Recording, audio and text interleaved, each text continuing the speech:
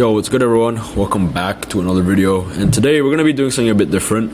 We're going to be talking about best places to move in your 20s. So it's actually coming up to my birthday in 8 days, and I'm going to be turning 21, and I just want to go over how this past year actually has been. So been around the world, traveled, very grateful for it, and hadn't really been able to do that before because I hadn't found appointment setting at the time and gotten into it, really learned the skill and master it, whatnot.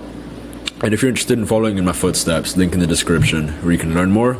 So I'm going to be talking about best places to move in your 20s because I'm a big believer. I'm a super, I can't stress this enough, super big believer in environment. I'm telling you, like, you can work as hard as you want, you can be the smartest person, you can be whatever XYZ trait you want to put in, but if your environment is if your environment is whack, then you're still going to lose, because your environment changes everything. Your environment changes the way you think, the way you behave. Yeah, the way you think, the way you behave. It's going to influence your thoughts, your actions, everything. It's gonna do that. It's just osmosis. That's how it works, right? If you're in a good environment, then you're gonna thrive. If you're not in a good environment, then of course you're gonna not thrive. It sounds cliche, but one of the biggest things that come into that is places, is location. So as you guys probably know, I moved from the UK. One of the first things I did when I started stacking cash through appointment setting was moving out from my hometown in the UK, and then moving to somewhere like Thailand, and then eventually moving to Philippines after, because I am Filipino, so it makes sense. And there's a bunch of reasons why I moved to Philippines. I already made a video as to what I like about it, so click up here. But here's some best places to move in your 20s. So enough rambling, let's get into it. I want to help you guys, and I imagine a bunch of you guys are watching this who are maybe stuck and just they want to get out. You want to get out, but you don't know where.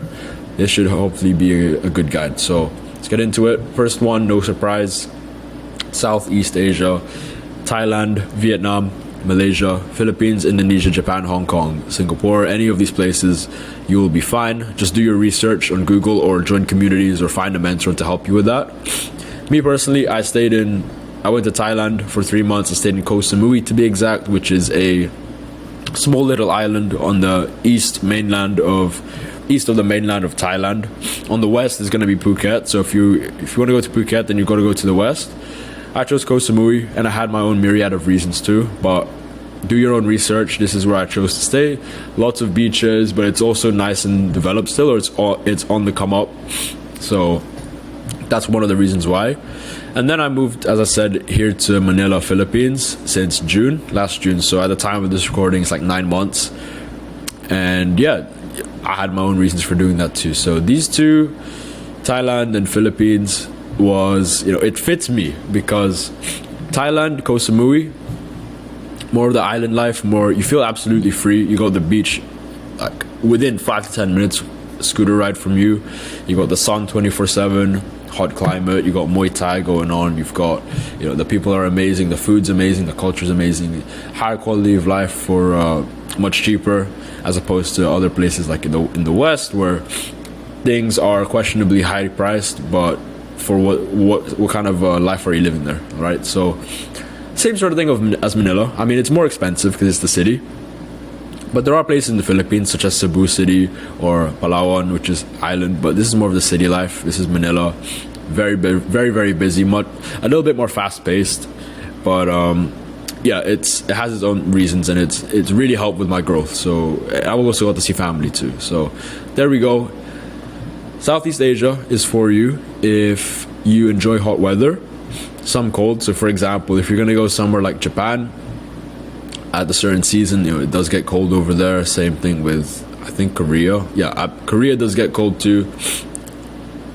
Just pick wisely and be aware of that. But most of the time, if you're gonna be in Southeast Asia, it's nearer to the equator. So if you're a guy or a girl who enjoys hot weather, then this might be the move for you.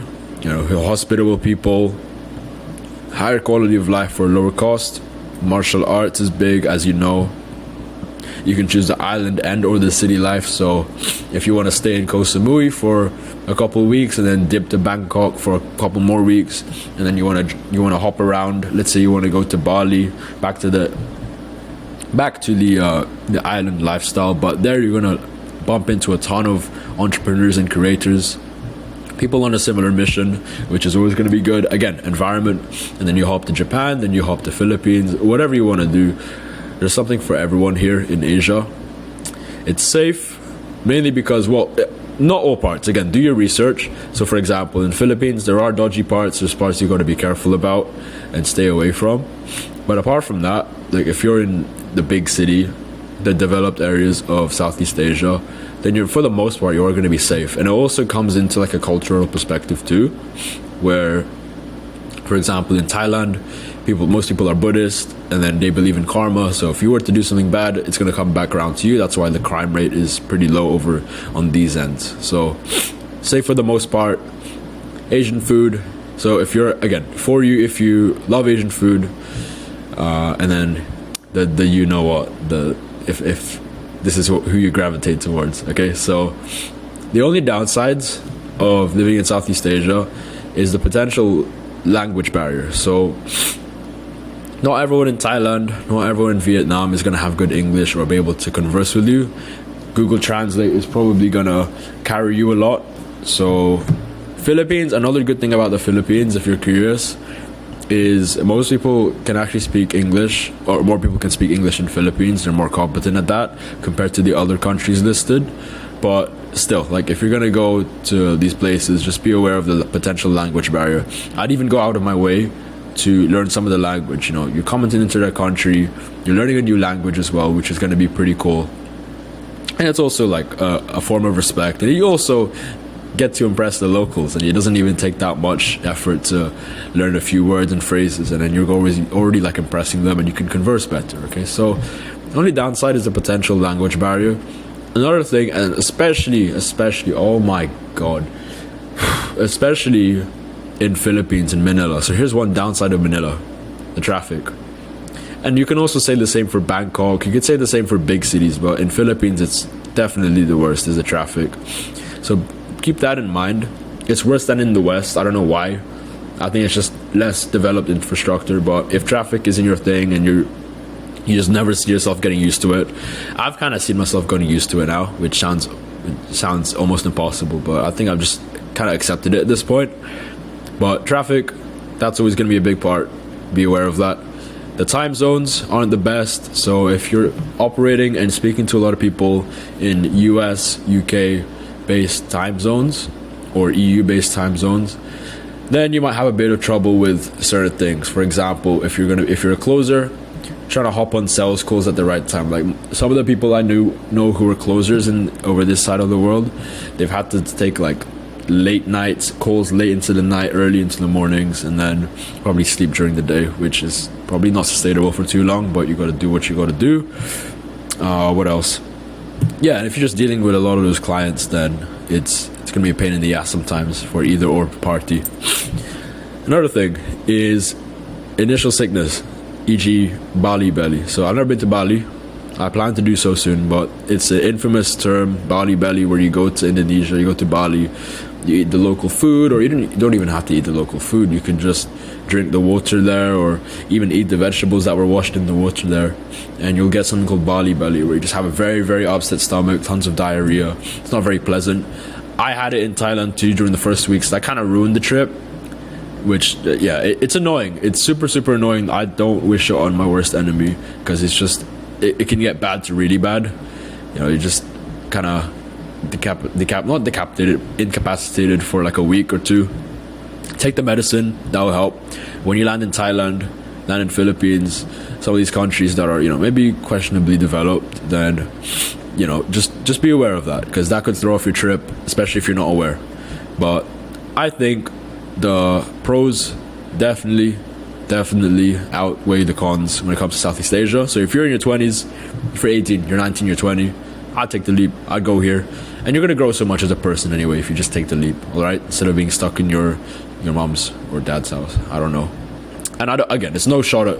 I don't judge, okay? I'm just going off of my experience. I know for a fact that I've grown the most being out here on my own, trying to figure it out, and with like-minded killers, as opposed to just being stuck. So there we go. Let's move on to the second best place. South America, and this is not in order of what's best. Just finish the video and then just go off of like what you want to go first. What do you want to go for? Okay. South America. So I've never been to South America except Costa Rica. Let's actually add that to the list. And this doesn't even really count. This is like a volunteering trip. But when I went to South America, loved it. Similar sort of thing, hot weather. And then again, some cold. So I know in Peru, for example, or Chile, it can get pretty cold if you go further down south. But for the most part, again, you know what to look for, and you know what you're coming in for. You're coming in for hot weather. I've never been personally, have heard great things about it. So this is going to be for you if you enjoy hot weather, some cold. Again, the hospitable people. Again, high quality of life for a lower cost. This is going to be more for you if you prefer the Latin America lifestyle, if you know what I mean. You lean more towards that. You want to learn how to speak Spanish. You like the Latina mommies more. You like the lifestyle more. You just like the culture more over there.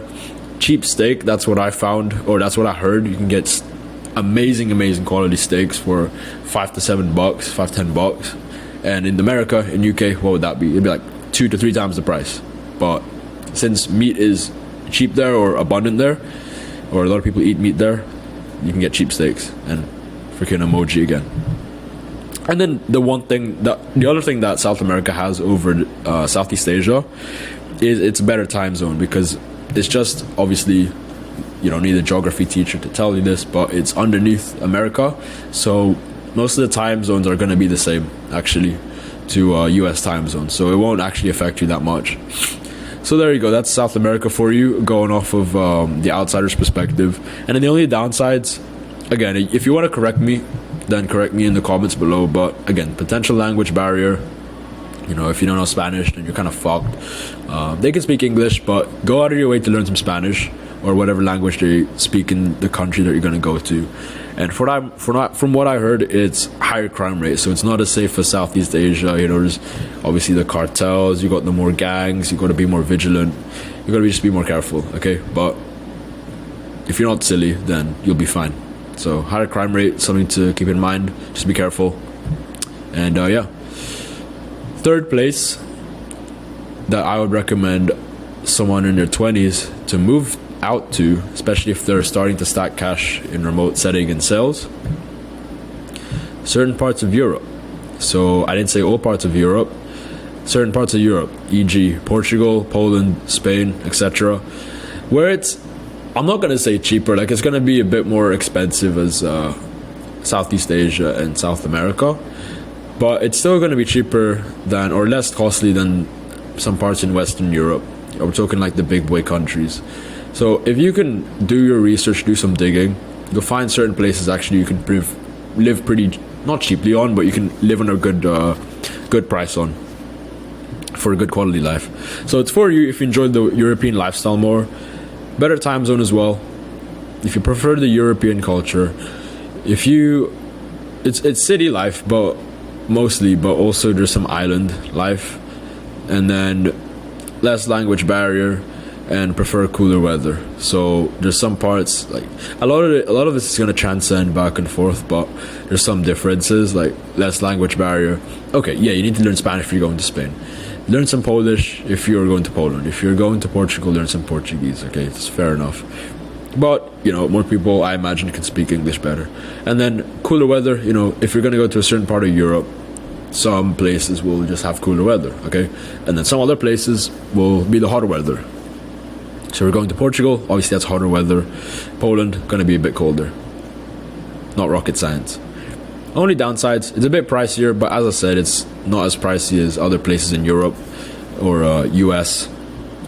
People can be not as hospitable, so I've never been to this is just, again, outsider's perspective, but I find some Europeans can be a bit less, be a bit more sheltered, not as welcoming, at least compared to being in Southeast Asia for 9-12 months straight.